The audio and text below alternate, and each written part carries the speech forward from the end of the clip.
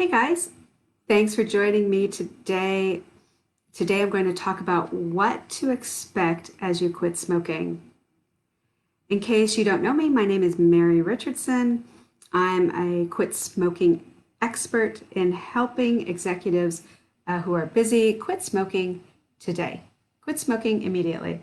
If you're a busy executive and you're actually trying to quit smoking, or maybe you know of another busy executive who would be interested in quitting smoking, um, or who obviously wants to quit smoking, make sure you send them the link that I have below for this video so they can book in a strategy call with me if they want to quit smoking as well.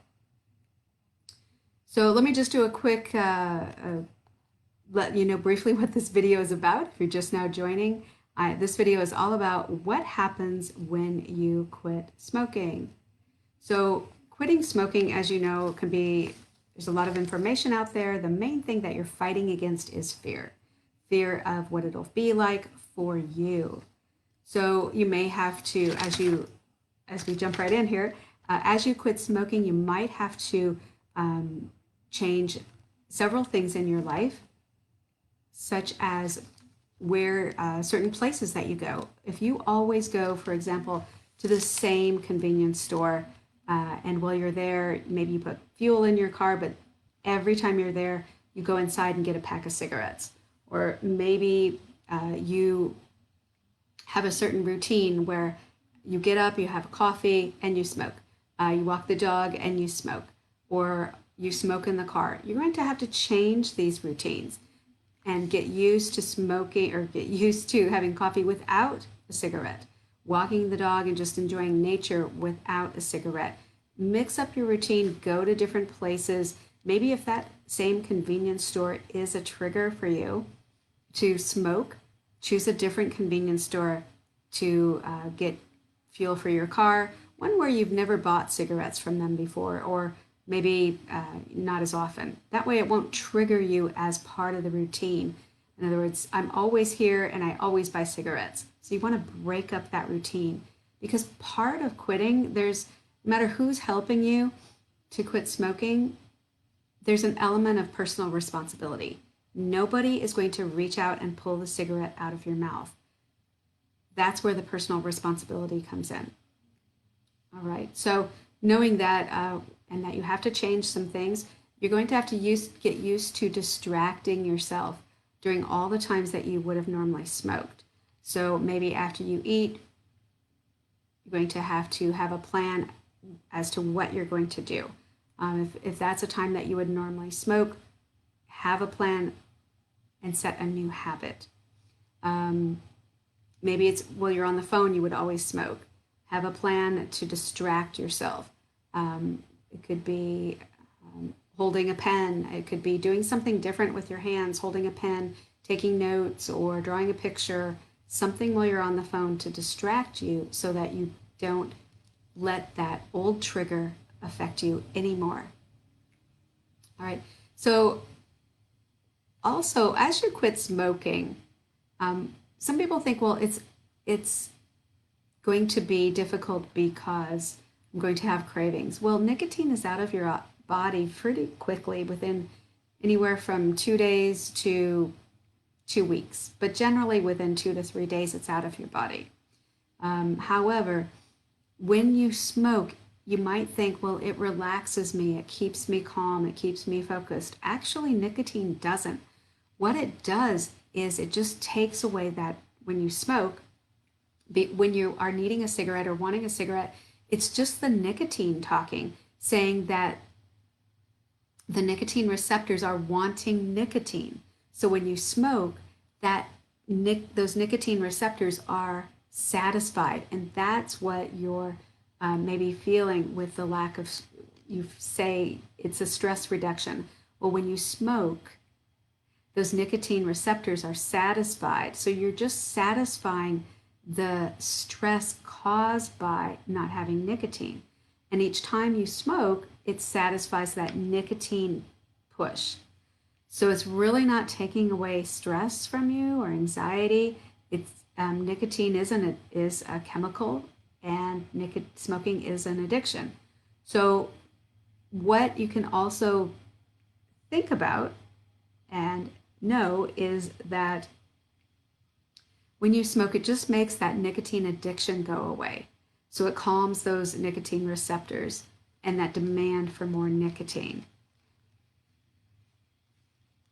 So here are some 5 tips that will help you as you quit smoking. There are tons of benefits, but also I understand that there are some positive things for smoking. You might think of it as that stress reducer, which I already explained why it's really not. You might think about smoking as a friend. Well, it's a piece of paper with a leaf. It's an inanimate object. It's not your friend.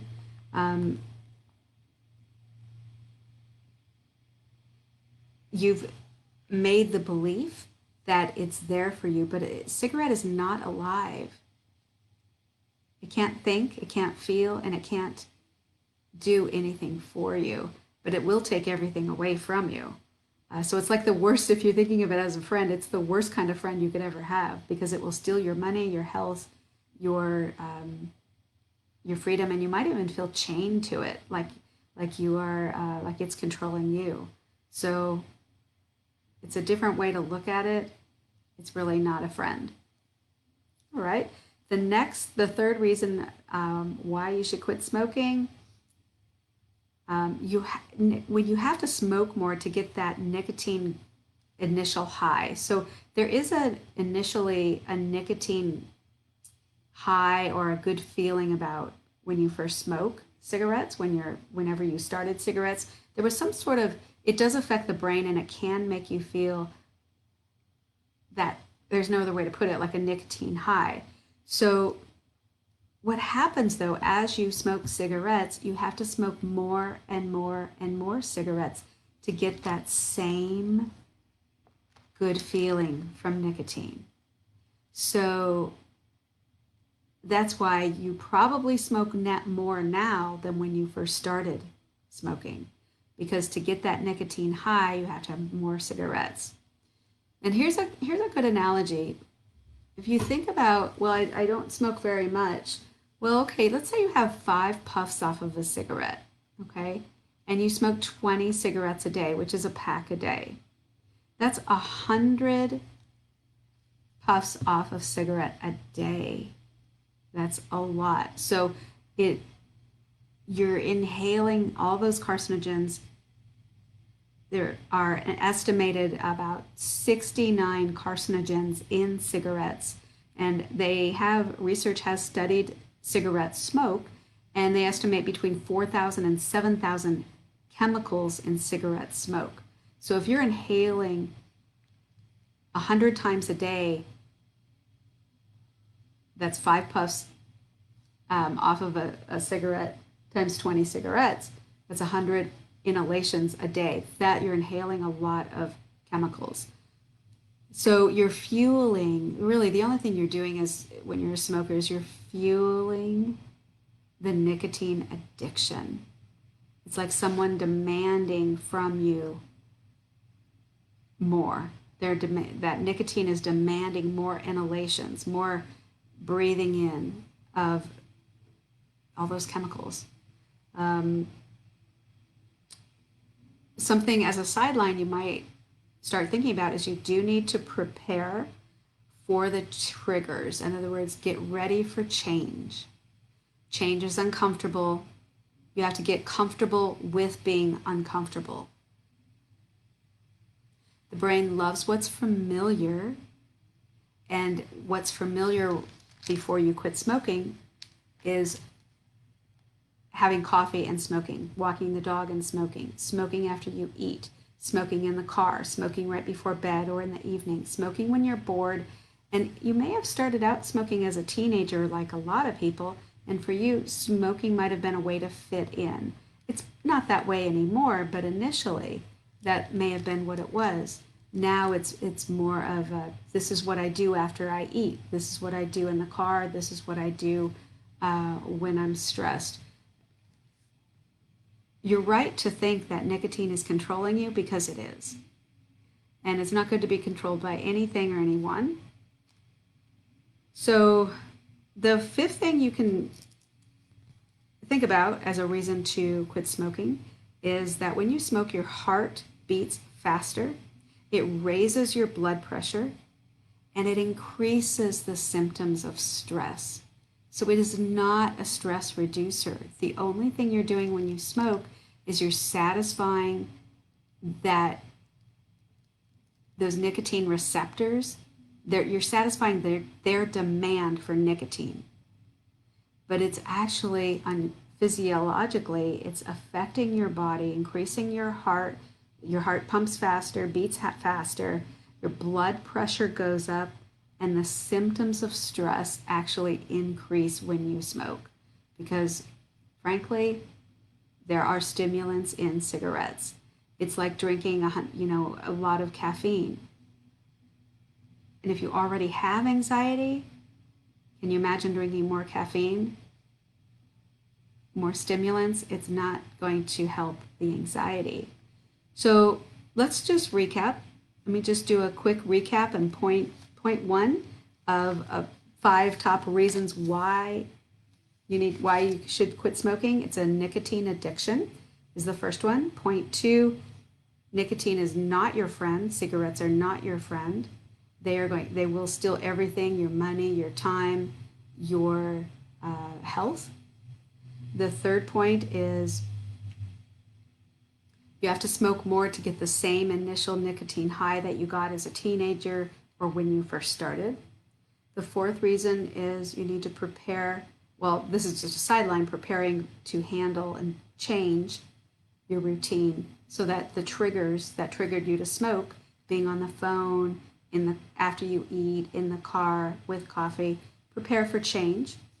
That's just a sideline. But the fourth reason to quit smoking is that thinking that you're calming yourself or that it's a stress reduction. It's actually, you're only satisfying the nicotine receptors' demand for more nicotine. And the fifth reason to quit smoking is that it increases your heart. Your heart beats faster when you smoke. Your blood pressure rises, and it increases symptoms of stress. So if you already have a lot of anxiety in your life, which who doesn't, especially this year, if you already have a lot of stress or anxiety in your life, smoking actually increases it. So every time you smoke, you're just satisfying the nicotine receptors' demand for more nicotine, and you are setting yourself up to crave nicotine again and again and again. So making you more controlled by cigarettes, by nicotine. So I hope this helps you. So those are just the 5 points of why you should quit smoking and what to expect when you quit smoking. Now you have everything you need to know about preparing for your quit. And if you don't have, so that you don't have to experience the surprise symptoms that might come up, it's always good to be prepared so you know what will happen as you quit smoking. And also, remember guys, for those of you that jumped on late, I don't know if I mentioned it in the beginning, but I am giving away 2 free strategy calls. If you know a busy executive who wants to quit smoking, or maybe you are that busy executive, jump on a free strategy call. It will be there will be a link in the description. But if you know of somebody, a busy executive who wants to quit smoking, make sure you pass on this video, pass on my strategy call booking link. I'm sure they'll appreciate, friends or colleagues that want to quit smoking. I'm sure they'll appreciate it because they'll want to quit smoking and stop feeling controlled or being controlled by cigarettes and by nicotine, so that they can experience all the good things from quitting. So I hope this finds you well. Thank you for watching. My name is Mary Kay Richardson, the Quit Smoking Expert. Bye for now.